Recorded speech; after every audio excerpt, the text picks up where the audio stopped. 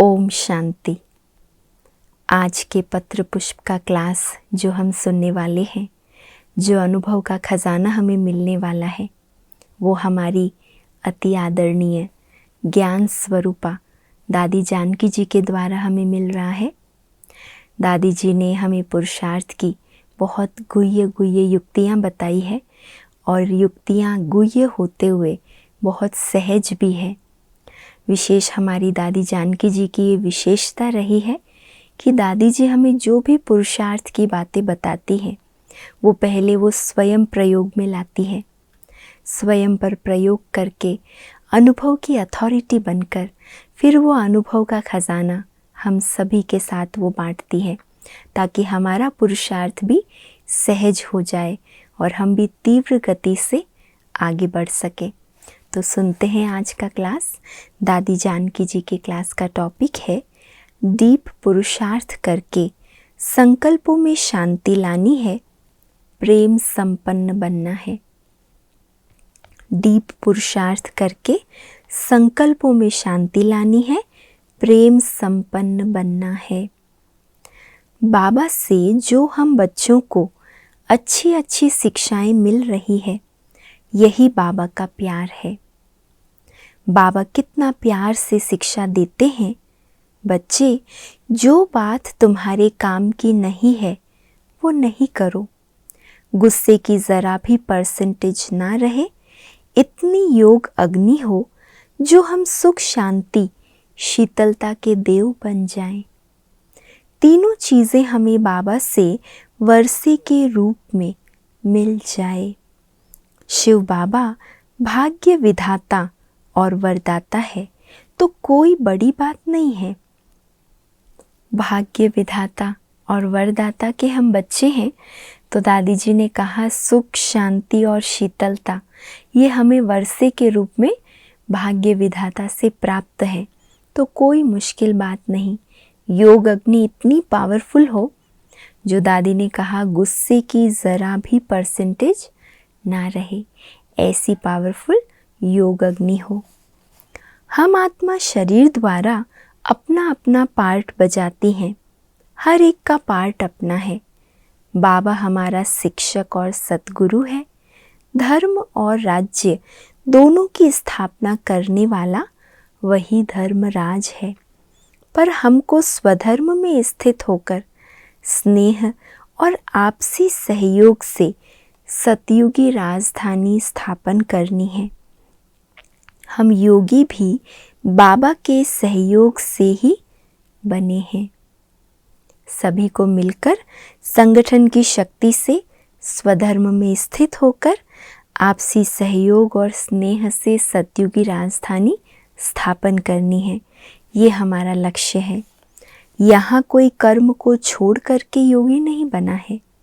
हमारे कर्म योग से अनेक पुराने जन्मों के विकर्म विनाश हो गए, संस्कार शुद्ध हो गए। अगर कुछ रहा हुआ है तो अंदर खिटपिट होगी ज़रूर। अगर पुराना खलास हो गया तो आत्मा शुद्ध, शांत और शीतल है। फिर जो भी उनके संग में आते हैं वो भी ऐसे बन जाते हैं। ये कमाल है हमारे बाबा की। बाबा के संग में रहते रहते अच्छा रंग चढ़ गया है।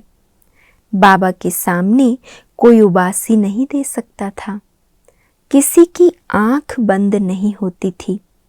तो हमारी ये स्टूडेंट लाइफ भविष्य का निर्माण करती है। बाबा ने कर्मों की गुह्य गति का ऐसा ज्ञान दिया है, अच्छी तरह से बता दिया है, ताकि अभी हर समय हर सेकंड मन वचन कर्म से श्रेष्ठ बन करके रहें। बाबा के संग के रंग में जब हमारी आत्मा रंग जाती है, तो जो भी पुराना खाता है, पुराने संस्कार स्वभाव है, वो पुरानेपन का जो भी रंग है वो सब खत्म होते होते बाबा के प्यार का रंग चढ़ जाता है। और दादी कहते हैं कि बाबा की इतनी पावर थी कि जब बाबा के सामने कोई बैठता था तो ना उबासी ले सकता था, ना आंखें बंद कर सकता था। बाबा ने कर्मों की गुह्य गति का ज्ञान देकर हमें श्रेष्ठ कर्मधारी बना दिया है।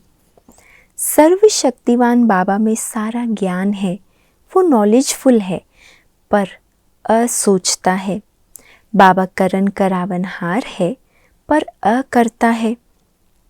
ऐसे ही सुख दुख में नहीं आता है, इसीलिए अभोगता है।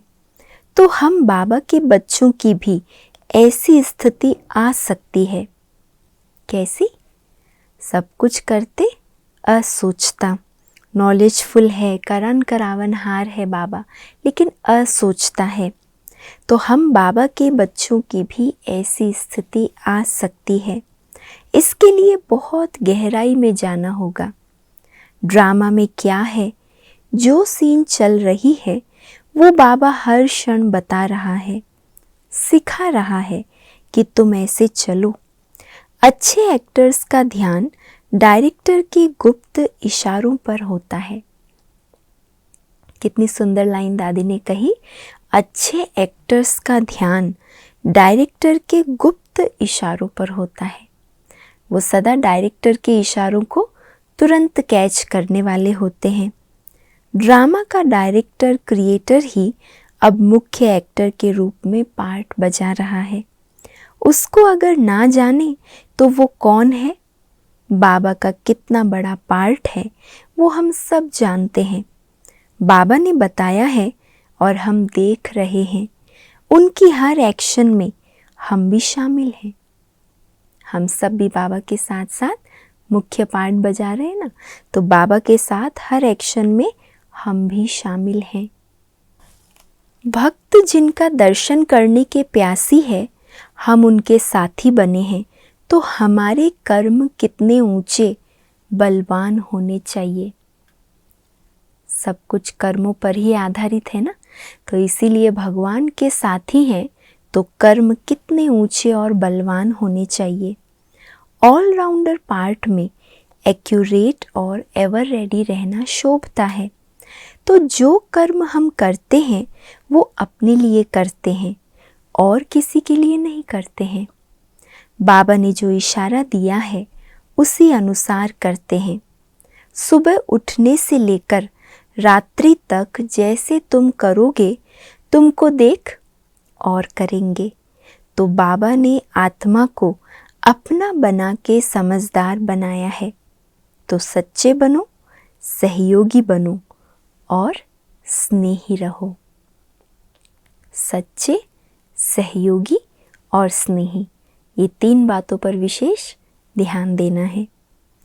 अभी हमें अंदर से डीप पुरुषार्थ करके अपने संकल्पों में शांति लानी है, प्रेम संपन्न बनना है। ज्ञान कहता है अंदर की खुशी हो, शक्ति हो।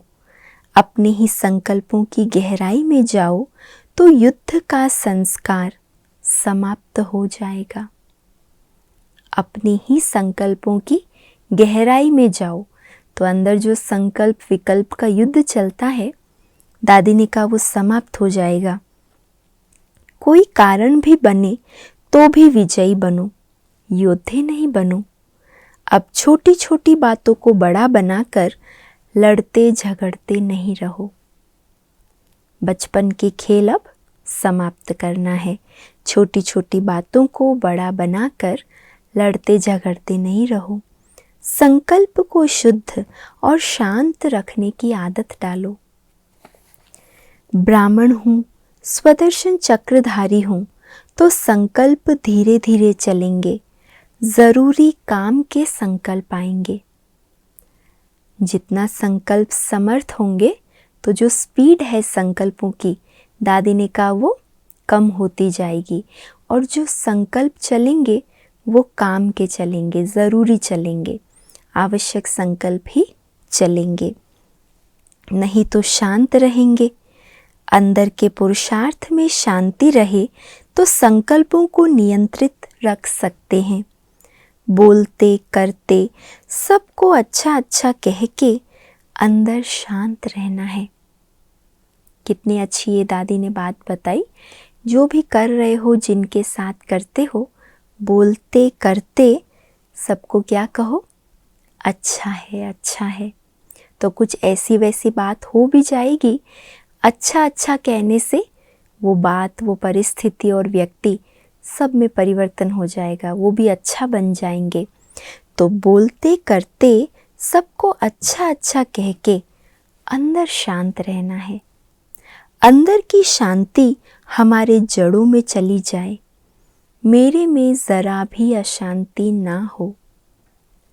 आंतरिक शांति अंदर जड़ तक पहुंच जाए, और जितनी मजबूत जड़ उतना मजबूत वृक्ष होता है। तो जीवन रूपी वृक्ष भी मजबूत तब होगा जब अंदर संकल्पों में गहराई तक शांति होगी।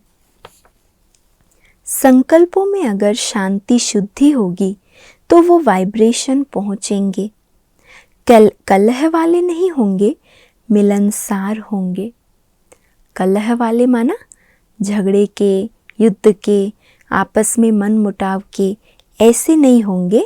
वाइब्रेशन मिलनसार होंगे।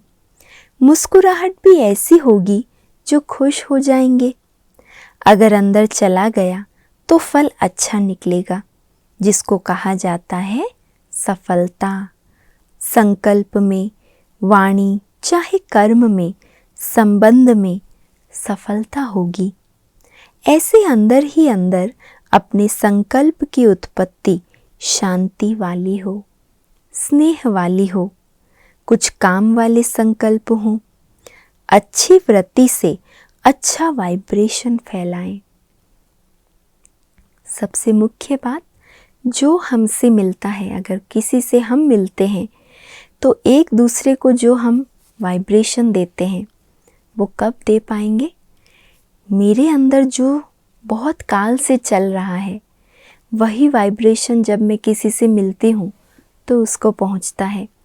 तो दादी ने कहा, अंदर तक अगर शांति, शुद्धि, सत्यता, स्नेह जड़ों तक रहेगा तो आप जिनसे भी मिलेंगे आपके द्वारा उनको वो वाइब्रेशन ऑटोमेटिक पहुँचेंगे।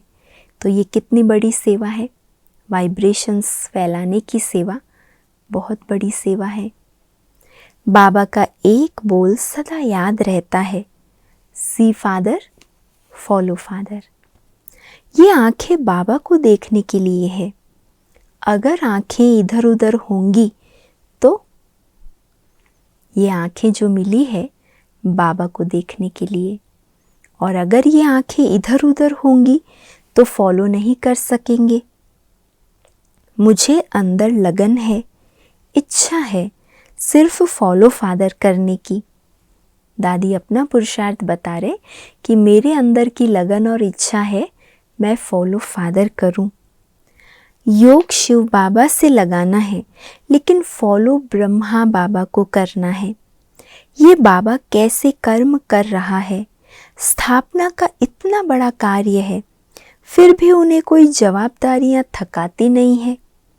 हमारी जिम्मेवारी है सिर्फ अपनी स्थिति अच्छी रखने की। अगर हर एक अपनी ये जवाबदारी समझ जाए तो संपूर्णता भी जल्दी आएगी।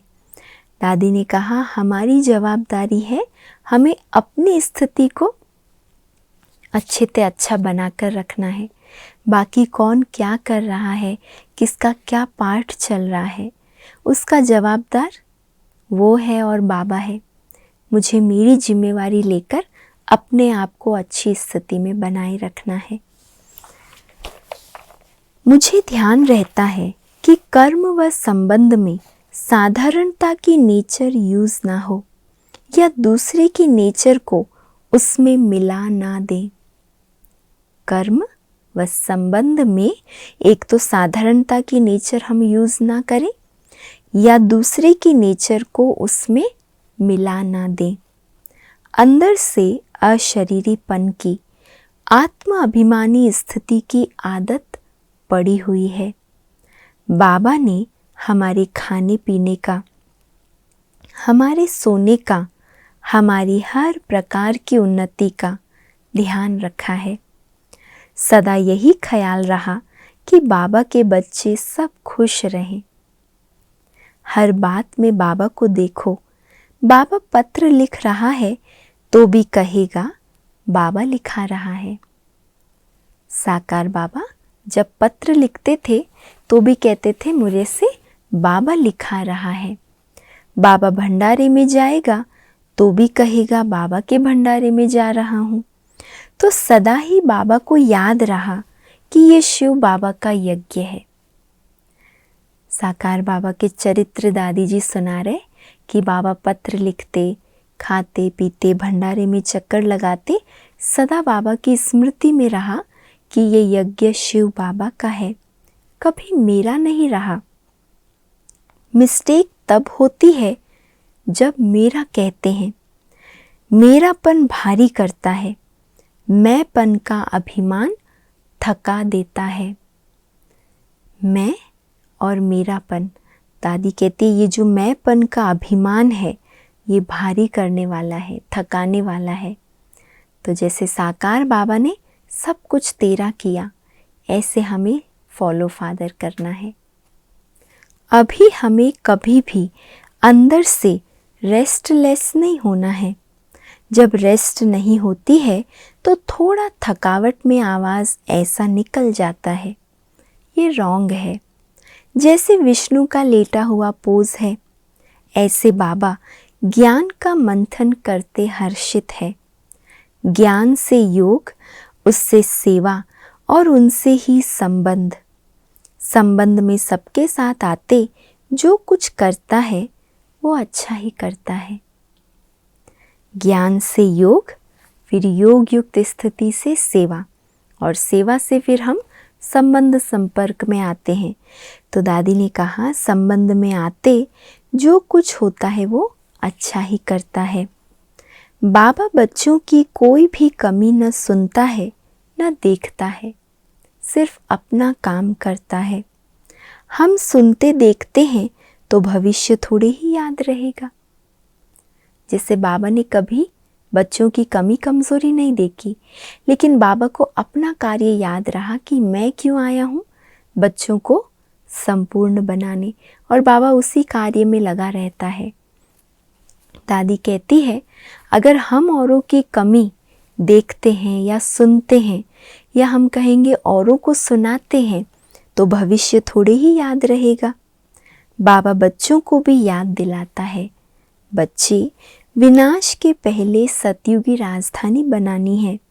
ये पुरानी दुनिया खत्म हुई पड़ी है, सिर्फ आप बच्चे तैयार हो जाओ। सतयुग में आने के लिए हर एक को अपनी प्रजा भी बनानी है। बाबा ने अपना सब कुछ समर्पण करके अपने को फ्री कर दिया, फिर करनी ऐसी की जो नारायण बन गया।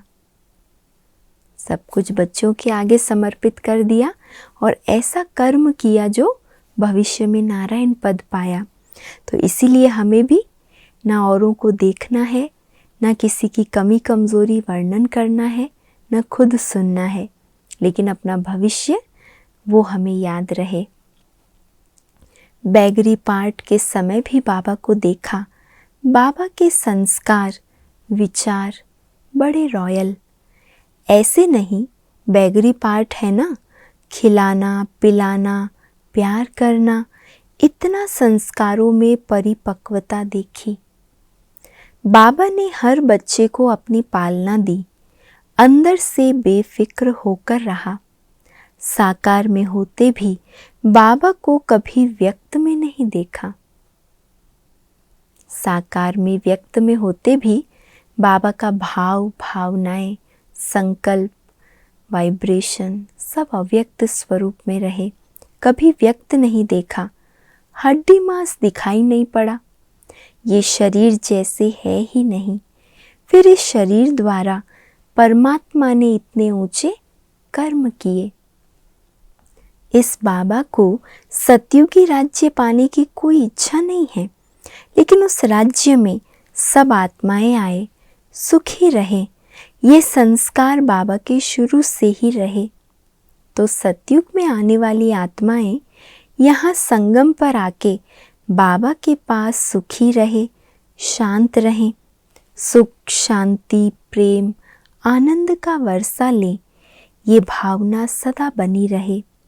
हम जिसके भी संबंध संपर्क में रहें वो सुख शांति से संपन्न रहे तो लगेगा हम फॉलो फादर कर रहे हैं। हम जिसके भी संबंध संपर्क में रहें वो सुख शांति से संपन्न रहे तो लगेगा हम फॉलो फादर कर रहे हैं, क्योंकि बाबा के संबंध संपर्क में जो आया वो सुख शांति से भरपूर हो गया। ऐसे ही हमें भी फॉलो फादर करते, जो हमारे संबंध संपर्क में आए उसको हमारे द्वारा भी वही प्राप्ति अनुभव हो जैसे बाबा से होती है। एक है लव, दूसरी है लवलीन स्थिति। बाबा का प्यार खिंचवाना सबसे बड़े भाग्य की बात है। हमारी अंतमति सुगति अच्छी हो, यज्ञ में कोई बात की कमी ना हो, ये हमारे यज्ञ की शान है। ऐसे फिर परमात्म प्यार में जैसे अंदर खोए हुए हैं तो जो सामने आएगा वो भी लीन हो जाएगा, गुम हो जाएगा। ऐसी लवलीन अवस्था जैसे पारस का काम करती है। सच की सदा जय होती है। मैं सत्यता की शक्ति को जमा करती जाऊं तो सच में जो खुशी है वो शक्ति अनेक आत्माओं को मुक्त होने में मदद करेगी और जीवन मुक्ति का सुख पा सकेंगे। दादी ने कहा सच की सदा विजय होती है, तो मैं सत्यता की शक्ति को जमा करती जाऊं तो सत्य की जो खुशी है वो शक्ति अनेक आत्माओं को मुक्त होने में मदद करेगी और जीवन मुक्ति का सुख पा सकेंगे। तो दादी जी ने कितने प्रकार से हम आत्माओं को ज्ञान खजाने से, योग के प्रयोग की विधियों से भरपूर किया। और विशेष दादी जी ने जो कहा कि गहराई से ऐसा पुरुषार्थ करो जो संकल्पों में बहुत शांति समा जाए, वो शांति जड़ों तक समा जाए कि कोई भी व्यक्ति या परिस्थिति उस शांति को हिला न सके। ऐसा हमें शक्तिशाली बनना है। तो इन सब विधियों को हम भी हमारे पुरुषार्थ में अभ्यास करते चले और प्रगति करते चले। अच्छा, ओम शांति।